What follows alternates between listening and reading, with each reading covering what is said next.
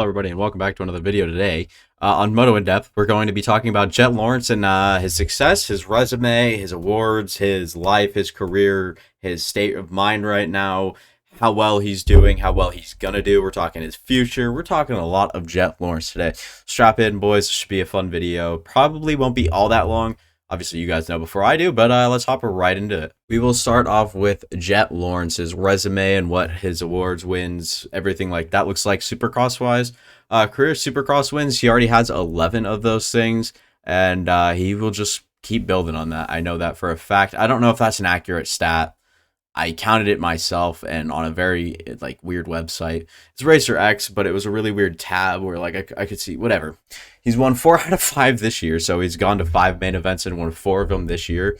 It's its own award, and it's an award of its own right. That is an award of its own right there. And then we're talking about 3 championships in a row at 19 years old. 2021 Motocross Championship, and then the 2022 Supercross, and then Motocross Championship again. So what are you going to do? This guy cannot be stopped Supercross or Motocross. And like I said, we're going to be talking about his future because this season he's going to be moving up to the 450 class, but we'll hop into that in just a minute after we talk about this past week in Seattle and how he was frustrated after winning this race, because in the press conference he had some pretty fun things to say. AKA he said that he just could never really find his lines, and he never really got the flow down. He never could really just click the laps off like he's normally able to once he gets out to the front. He couldn't really just kind of let the bike work for him. He kind of felt like he was just not putting the bike in the right spot, and he couldn't really find a flow, and that was an issue for him. You guys are seeing the whenever he was done with the race, he was sitting there messing. He's like, I should have taken this line, but this line was a little bit easier, tougher, shallow, whatever it was. So I mean, it's just good to see him being hard on himself, but not to a certain extent where you don't want to see him kind of because what is his expectations moving into the 450s, especially after MX and Nations, where he was really good on the 450? I don't think that he should expect the world. I think top 3 is his immediate expectation. But I think for himself, he's going to go out there and expect to win. And I'm not saying that's unrealistic at all. I'm just saying that maybe if he doesn't achieve that, he kind of dwells on himself and then loses a little bit of confidence. And then if he just doesn't really find a podium as appealing as a win, then momentum might slow down. Confidence might kind of balance out. It'll be tough once he's not winning every week. So at 19 years old, it's crazy to be talking about this, but him and Chase Sexton kind of on the same boat here. Both young guys on that Honda team moving up to the 450s. Chase Sexton, of course, went through a couple of crashes and injuries before he really found success. But I'm going to look to Jett Lawrence to be successful immediately. Maybe not quite last year's Chase Sexton and Eli Tomac successful, but I would not put that past Jett Lawrence.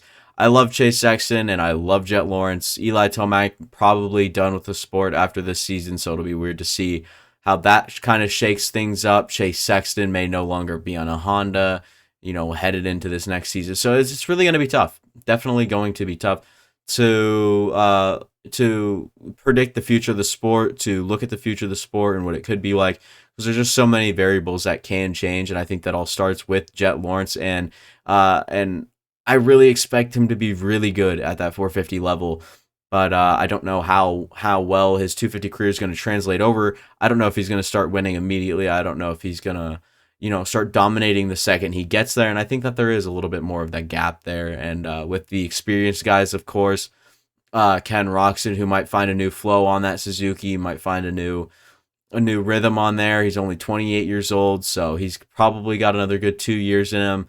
If he can continue to put together some speed and good results, we could see some fun stuff from this outdoor season. Like I keep saying, I cannot wait to get there. I know my enthusiasm right now isn't all that good, but it is okay. People are tired some days, and today is a tired day for me. So, yeah, I mean, it should just be really fun watching this young kid kind of grow into a 450 and then grow into the sport as a 450 rider.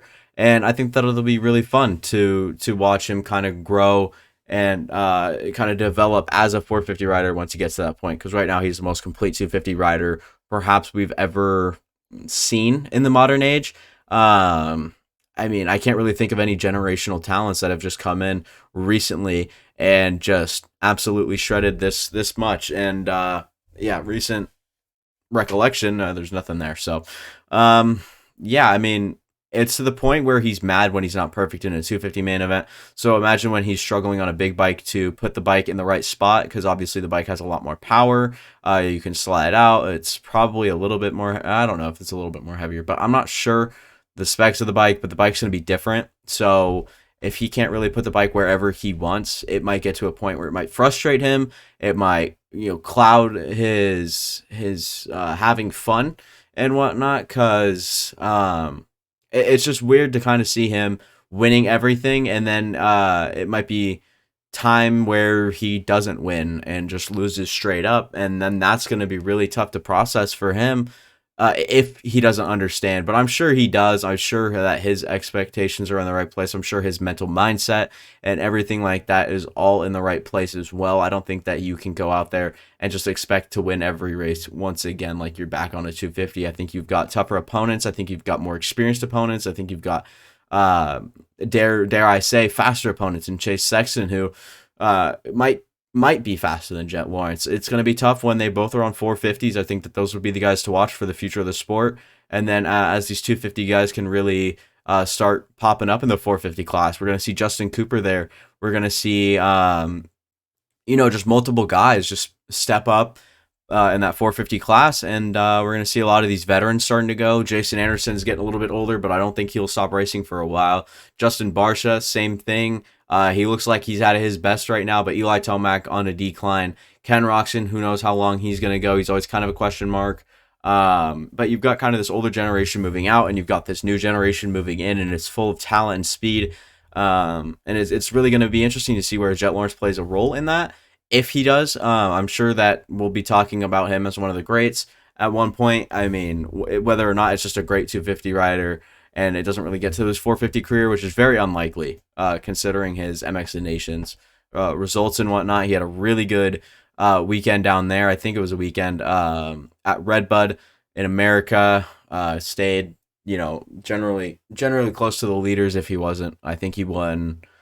I think he won both of his mains or both of his races when he was on that 450. I could not remember, but yeah, just an impressive all-around 450 performance. He definitely showed a lot of promise, and I think that boosted his expectations up even a lot more. So that'll be all for me. Thank you guys for watching. Hopefully you guys did enjoy today's video. It is a little bit of a shorter one, but kind of just breaking down one individual rider doesn't take that long, especially when talking about a rider like Jett Lawrence. There's not a lot of complications, just a lot of speed and good things to talk about. So that'll be all for me. Thank you guys for watching. I do appreciate every single one of you guys, especially if you watch all the way to now.